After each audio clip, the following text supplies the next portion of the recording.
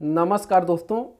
महलों के सुखों को त्याग कर मानव कल्याण के लिए किए गृह त्याग कहानी है बौद्ध धर्म के संस्थापक गौतम बुद्ध की। इनका जन्म 563 ईसा पूर्व नेपाल के कपिलवस्तु में हुआ था। इनका बचपन का नाम सिद्धार्थ था। इनके माता का नाम महामाया तथा इनके पिता का नाम सुद्धोधन था। इनके पिता सुद्धोधन कपिलवस्तु के शाक्यगढ़ के प्रधान थे। सिद्धार्थ की माँ महामाया ने एक रात स्वप्न देखा कि उनके गर्भ में एक श्वेत हाथी प्रवेश कर रहा है। बुद्ध के जन्म के 7वें दिन महामाया का देहांत हो गया तथा इनका पालन पोषण इनके मौसी महाप्रजापति गौतमी के द्वारा किया गया और इन्हीं गौतमी के नाम पर सिद्धार्थ का नाम गौतम पड़ा। सिद्धार्थ के जन्म के पहले ही देवल ने भविष्यवाणी की थी कि आने वाला बच्चा या तो चक्रवर्ती सम्राट बनेगा या एक सन्यासी बनेगा। समय व्यतीत होता गया और 16 वर्ष की अवस्था में यशोधरा नामक एक अद्वितीय सुंदरी से गौतम का विवाह हुआ। कुछ समय पश्चात यशोधरा से एक पुत्र प्राप्त हुआ जिसका नाम राहुल था। दोस्तों, मध्यम निकाय से हमें ज्ञात होता है कि जब गौतम बुद्ध नगर भ्रमण कर रहे थे तब इन्होंने 4 महादृश्य देखे: जर्जर, जरा, मरण और सन्यासी। इन चारों दृश्यों ने गौतम बुद्ध के जीवन में वैराग उत्पन्न कर दिया। गौतम बुद्ध ने 29 वर्ष की अवस्था में मानवता के कल्याण के लिए आषाढ़ पूर्णिमा के रात्रि में गृह त्याग किए।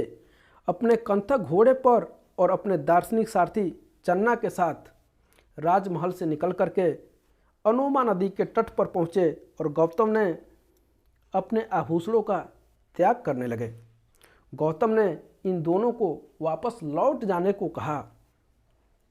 बौद्ध धर्म के इस महान गृह त्याग को महाभिनिष्क्रमण के नाम से जाना जाता है, जिसका अर्थ होता है दोस्तों महान पुरुष का महान कार्य के लिए गृह का त्याग करना।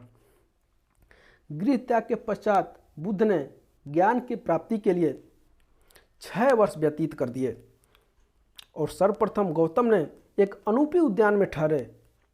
यहाँ उन्होंने 7 दिन व्यतीत किए। इसके पश्चात वैशाली आ गए और यहीं पे सर्वप्रथम अपने प्रथम गुरु अलार कलाम से मिले और इन्होंने अलार कलाम से सांख्य दर्शन की शिक्षा ली। इसके बाद गौतम बुद्ध ने उदक रामपुत्र से राजगृह में मिले और उदक रामपुत्र गौतम बुद्ध के दूसरे गुरु थे और उदक रामपुत्र से गौतम ने 9 संज्ञातन की शिक्षा ग्रहण की और राजगृह में ही गौतम बुद्ध से 5 पंचवर्गीय ब्राह्मण मिले। और दोस्तों, ये 5 पंचवर्गीय ब्राह्मण भी ज्ञान की प्राप्ति के लिए अपने घर से निकले थे, जिनका नाम मिलता है कौंडिन्य, भद्दी, अप, आंजी और असंजी। कुछ समय व्यतीत होता गया।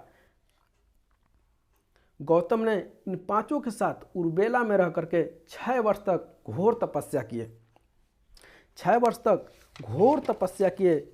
समय बीत गया। उसके बाद से इन 5 पंचवर्गीय ब्राह्मणों ने गौतम बुद्ध को पथभ्रष्ट जान करके इनका साथ छोड़ दिया।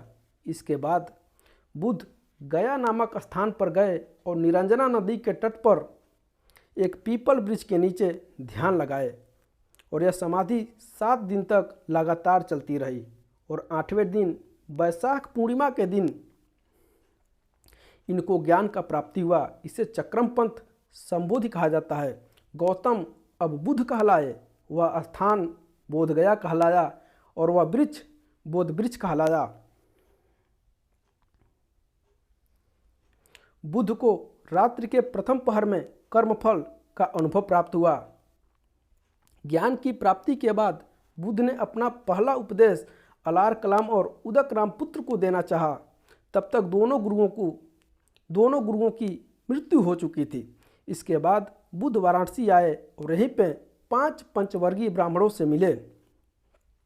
इन 5 पंचवर्गीय ब्राह्मणों को बुद्ध 5 दिन तक लगातार धर्म उपदेश दिया और बुद्ध ने यहीं पर अपना प्रथम धर्म उपदेश दिए, जिसे बौद्ध धर्म के इतिहास में धर्मचक्र प्रवर्तन के नाम से जाना जाता है। सारनाथ में ही प्रवास के दौरान वाराणसी का एक व्यापारी पुत्र यश से मुलाकात हुई। यश ने अपने 4 मित्रों के साथ बौद्ध धर्म की दीक्षा ली। यहीं पर 60 सदस्यों का गौतम बुद्ध ने एक संघ बनाया और अपने सिद्धांतों का प्रचार करने का आदेश दिए। कुछ समय पश्चात गौतम बुद्ध राजगृह में आए। वहीं पे हर्यक वंश का संस्थापक बिंबिसार से इनकी मुलाकात हुई और बिंबिसार को अपना उपदेश दिए।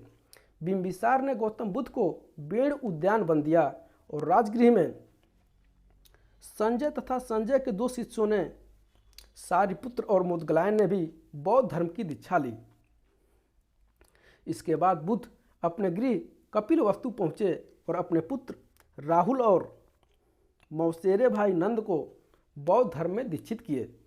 धर्म का प्रचार करते हुए गौतम बुद्ध ने मल्ल गणराज्य की राजधानी कुशीनगर पहुँचे और कुशीनगर में ही बीमार पड़ गए और यहीं पे इनकी मृत्यु हो गई, जिसे बौद्ध धर्म के इतिहास में महापरिनिर्वाण के नाम से जाना जाता है। और इनका अंतिम संस्कार कुशीनारा के मल्लों के द्वारा किया गया। आगे चलकर के बुद्ध को विष्णु के 9वें अवतार के रूप में जाना गया। तो मैं आशा करता हूं कि दोस्तों गौतम बुद्ध की कहानी आपको पसंद आई होगी। तो एक छोटी सी रिक्वेस्ट है, वीडियो को लाइक और चैनल को सब्सक्राइब जरूर करिएगा, ताकि हमारी अगली कहानी दोस्तों आएगी महावीर स्वामी के ऊपर। तो मिलते हैं दोस्तों अगले वीडियो में, तब तक के लिए बहुत बहुत धन्यवाद।